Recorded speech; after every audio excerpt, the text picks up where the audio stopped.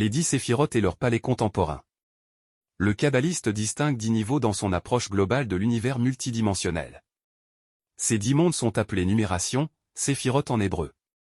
Chaque monde correspond à un état de conscience particulier, à une expérience spirituelle liée à une condition physique, fréquemment symbolisée par un palais, ou un château, qui pourra être visité en rêve ou perçu sous forme de vision.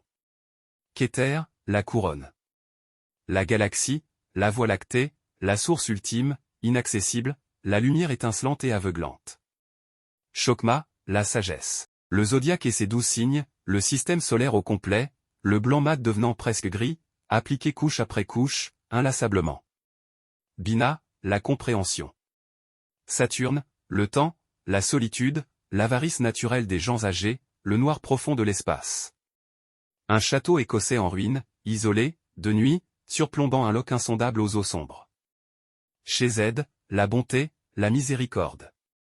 Jupiter, l'azur, la puissance clémente, paternelle, magnanime. Un vaste et confortable, rassurant palais présidentiel néoclassique du XIXe siècle, au fronton orné de cornes d'abondance sculptées et richement meublées, avec ses ors, entouré de ses jardins fleuris et de sa fontaine élégante. Gebura, la force. Mars, l'effort, la sueur, la guerre cruelle et nécessaire parfois, le courage, le fer, le sang, le rouge.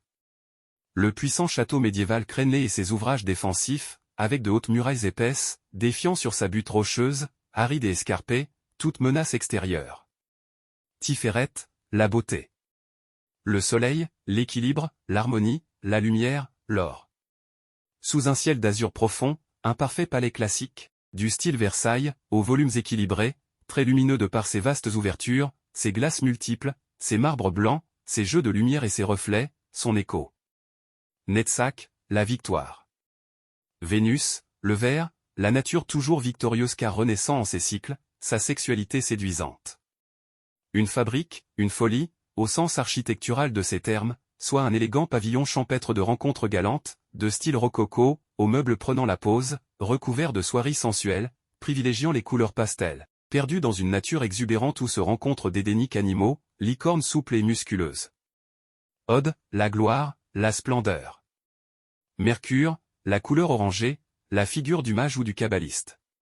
Telle la mythique bibliothèque d'Alexandrie, une belle bibliothèque ancienne, vaste et labyrinthique, aux ressources infinies, occulte, en ses multiples rayonnages, avec ses étages aux nombreux et longs couloirs, aux portes s'ouvrant sur la célébration de quelques mystères oubliés, avec aussi ses tours, ses souterrains incertains et ses cryptes ombreuses abritant parfois un laboratoire secret.